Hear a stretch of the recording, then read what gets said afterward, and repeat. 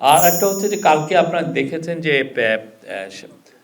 আহ, খালেদা জিয়ার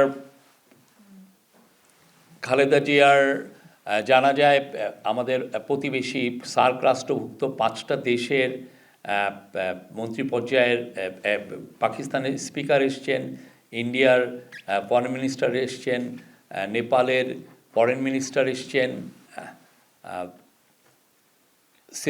মালদ্বীপের শ্রীলঙ্কার ফরেন মিনিস্টার এসছেন এবং মালদ্বীপের এডুকেশন মিনিস্টার এসছেন। তাদের মধ্যে 3জন প্রধান উপদেষ্টার সাথে কথা বলেছেন। সে হচ্ছে পাকিস্তানের স্পিকার, কালকে নেপালের ফরেন মিনিস্টার এবং আজকে দুপুরে মালদ্বীপের এডুকেশন মিনিস্টার এবং একটু পরে শ্রীলঙ্কার ফরেন মিনিস্টার দেখা করবেন। তো তাদের সবার সাথে প্রধান উপদেষ্টার একই মেসেজ ছিল, সেটা হচ্ছে যে সার্ককে আমাদের যে করে হোক রিভাইভ করতে হবে।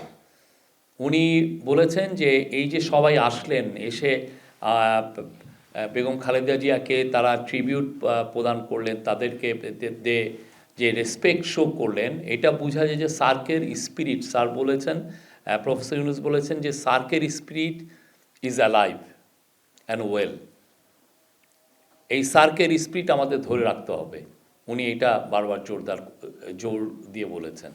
এবং যারা ফরেন ডিগনিটারি এসছেন তারা ওভারওয়েলম হয়ে গিয়েছেন, তারা বারবার বলেছেন এত বিশাল ফিউনারাল ওনারা দেখেননি এবং এবং যেই সুন্দরভাবে এটা কন্ডাক্ট হয়েছে সেটারও প্রশংসা করেছেন। তারা খালেদা জিয়ার কে রেসপেক্ট শো করেছেন এবং তারা বিএনপির অ্যাক্টিং চেয়ারপারসন তারেক রহমানের কাছে যে তার সাথে কথা বলেছেন, তাদের কন্ডোলেন্স জানিয়েছেন।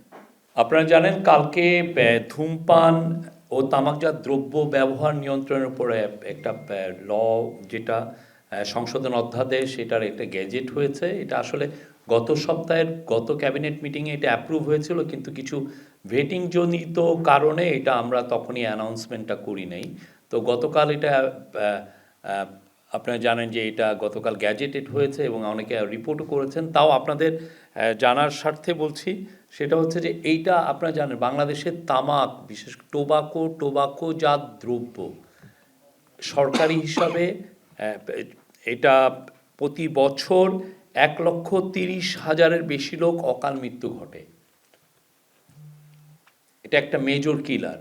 তো সেইটাকে মানুষের পাবলিক হেলথটাকে একটা মানুষকে পাবলিক হেলথের প্রোটেকশনের জন্য এবং বেটার পাবলিক হেলথের জন্য সরকারের এই যে লটা হলো, সেটা আমরা মনে করছি যে এটা একটা হিস্টোরিক অ্যাচিভমেন্ট, এটা একটা খুবই হিস্টোরিক ল। এর ফলে আশা করা হচ্ছে যে বাংলাদেশে তামাক এবং তামাকজাত দ্রব্য ব্যবহার অনেকাংশে কমে আসবে।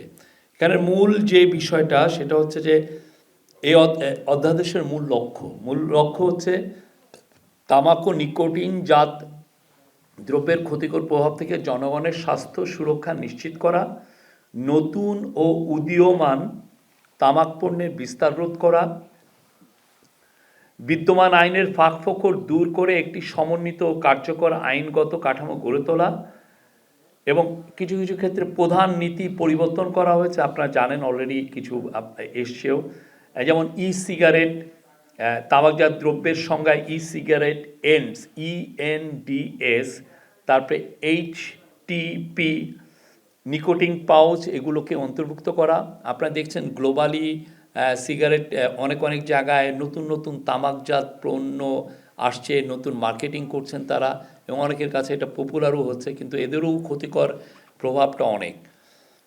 ভবিষ্যতে নতুন পণ্য গেজেটের মাধ্যমে অন্তর্ভুক্তির ক্ষমতা সরকারকে এই লয়ের মাধ্যমে ভবিষ্যতে নতুন পণ্য গেজেটের মাধ্যমে অন্তর্ভুক্তির ক্ষমতা প্রদান করা হয়েছে।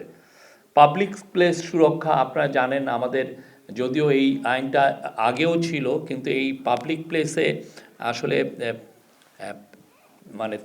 মানে সিগারেট প্রচুর লোক ধূমপান করেন এবং এই ক্ষেত্রে যে আমাদের যে নিয়মগুলো অনেক ক্ষেত্রে ভায়োলেটেড হয়। এবার এই জিনিসগুলো সুরক্ষা করা হচ্ছে, এই বিষয়গুলো আরও স্পেসিফাই করা হয়েছে, এক্সপ্লেন করা হয়েছে এবং পরিধিটাও বাড়ানো হয়েছে পাবলিক প্লেসের, এবং এর ফলে যেটা হবে যে তামাক পণ্য, আমরা আশা করছি যে পাবলিক প্লেসে তামাক পণ্যর ব্যবহার বা ধূমপান কমে আসবে। এটা এখানে ক্ষমতা দেওয়া হয়েছে, এটা আমি আবার পুরোটা পড়ে নেই। সংবেদনশীল স্থানে বিক্রয় নিষেধাজ্ঞা, শিক্ষা প্রতিষ্ঠান, হাসপাতাল, ক্লিনিক ও শিশু পার্কের 100 মিটারের মধ্যে তামাক বিক্রয় নিষিদ্ধ। শিক্ষা প্রতিষ্ঠান, হাসপাতাল, ক্লিনিক ও শিশু পার্কের 100 মিটারের মধ্যে তামাক বিক্রয় নিষিদ্ধ। এমার্জিং টোবাকো প্রোডাক্ট নিষিদ্ধ করা হয়েছে, এর মধ্যে আছে ই সিগারেট ও অন্যান্য উদীয়মান তামাক পণ্যের উৎপাদন, আমদানি, বিক্রয়, ব্যবহার সম্পূর্ণ নিষিদ্ধ। কারাদণ্ডের ও অর্থদণ্ডের বিধান, প্যাকেজিং সংস্কার, প্যাকেটের 75% অংশ জুড়ে রঙিন, স্বাস্থ্য সতর্কবাণী ও স্ট্যান্ডার্ড প্যাকেজিং বাধ্যতামূলক, আগে এটা 50% ছিল। আইন প্রয়োগ জোরদার করা হয়েছে, জরিমানা ও কারাদণ্ড বৃদ্ধি করা হয়েছে, লাইসেন্স বাতিল ও মালামাল জব্দের বিধান রাখা হয়েছে। এই ছিল। আর এটা পড়ে